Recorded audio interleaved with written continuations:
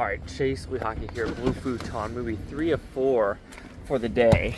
Okay, so this one is now City of Dreams. This is, I'm going to call a very limited release movie about, human trafficking, migrant workers in LA doing the clothing business. Because as a person who's never really lived in a city like, LA and these Korean markets, and apparently there's a lot of these shops where it's like they sell these really cheap knockoffs and really cheap clothing that are just like, $10, $5, and they're ripoffs of like, I'm going to guess Louis Vuitton and Gucci and stuff like that. But I know I'm going a little depth into it.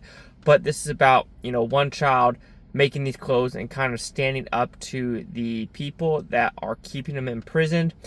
This is a horror R. So I know it says like executive producers of Sound of Freedom, and that's more of a PG-13 movie.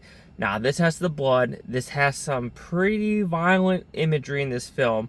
It has sexual stuff in this film. So if you're thinking, oh, I want to take my kid, just be forewarned. I would say about also 30%, 40% of this movie is in subtitles. And it is not just a story about these people that are in this basement or in this house in LA.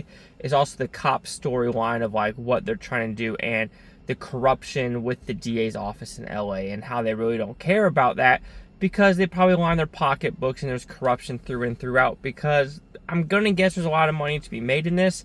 Like I said, I'm pretty minuscule in this. Yes, in my line of work, I deal with contracts and I have worked overseas, and you'd be completely shocked what they do pay people from other countries like Bangladesh and the Philippines. It's pretty damn shocking. It truly is.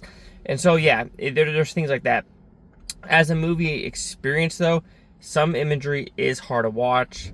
It is a good message, in my opinion.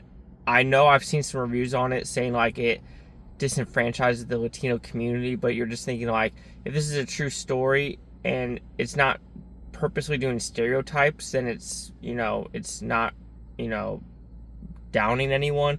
But I liked the cinematography of this film as well. I know some people didn't like the close-ups and like the shots of like in front of the person, or the chase sequence. There's a good, they're going to call it a one-take chase sequence. It's not really a one take, but this movie, it's a thinker.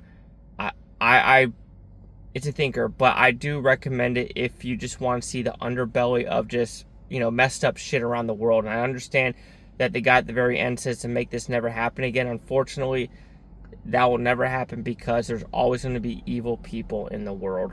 Chase Lock here at the Blue Futon. Like, comment, subscribe. One of things, Blue Futontopia. You Blue Futonians, think about it. Have a great day. Come watch State tomorrow. We found nothing. You're probably whatever you.